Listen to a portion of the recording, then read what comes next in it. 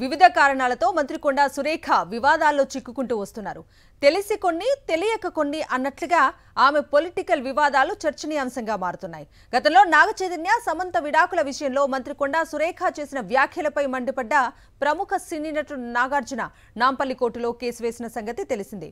ఆ కేసు విచారణ గురువారం జరగబోతున్న తరుణంలో మంత్రి కొండా సురేఖ నాగార్జునకు ఆయన కుటుంబ సభ్యులకు క్షమాపణ చెప్పారు. తెలంగాణ మంత్రి కొండా సురేఖ ప్రముఖ సినీ నటుడు అక్కినేని నాగార్జునకు ఆయన కుటుంబ సభ్యులకు బేషరతుగా క్షమాపణలు చెప్పారు. గతంలో నాగార్జున కుటుంబంపై తాను చేసిన వివాదాస్పద వ్యాఖ్యలను ఉపసంహరించుకుంటున్నట్లు వెల్లడించారు.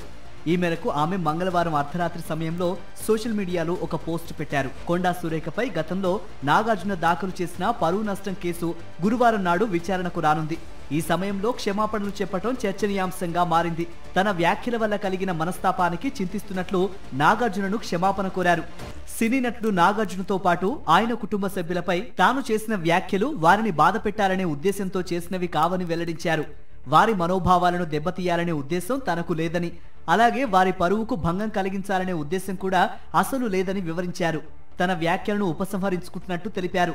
దీంతో ఆమె పశ్చాత్తాపాన్ని వ్యక్తం చేసినట్లయింది.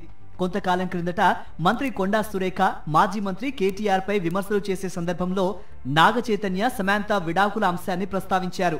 ఆమె చేసిన వ్యాఖ్యలు తమ కుటుంబ ప్రతిష్టను దెబ్బతీసే విధంగా ఉన్నాయని సినీ నటుడు నాగార్జున భావించారు. ఈ నేపథ్యంలో ఆయన మంత్రి కొండా సురేఖపై నాంపల్లి స్పెషల్ కోర్టులో పరువు నష్టం దావా దాఖలు చేశారు. తమ కుటుంబ గౌరవానికి భంగం కలిగించినందుకు ఆమెపై చట్టపరమైన చర్యలు తీసుకోవాలని న్యాయస్థానాన్ని కోరారు. కోర్టు ఈ పిటిషన్ను పరిగణలోనికి తీసుకుని మంత్రి కొండా సురేఖకు సమన్లు కూడా జారీ చేసింది. ఈ కేసులో నాగార్జున వాంగ్మూలాన్ని కూడా న్యాయస్థానం నమోదు చేసింది.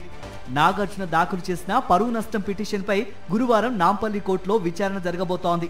కోర్టు విచారణకు ఒక్కరోజు ముందు మంత్రి కొండా సురేఖ స్వయంగా క్షమాపణలు చెప్పి తన వ్యాఖ్యలను ఉపసంహరించుకోవడంతో ఈ కేసు ఎలా ముగుస్తుందనే దానిపై ఆసక్తికరమైన చర్చ జరుగుతోంది.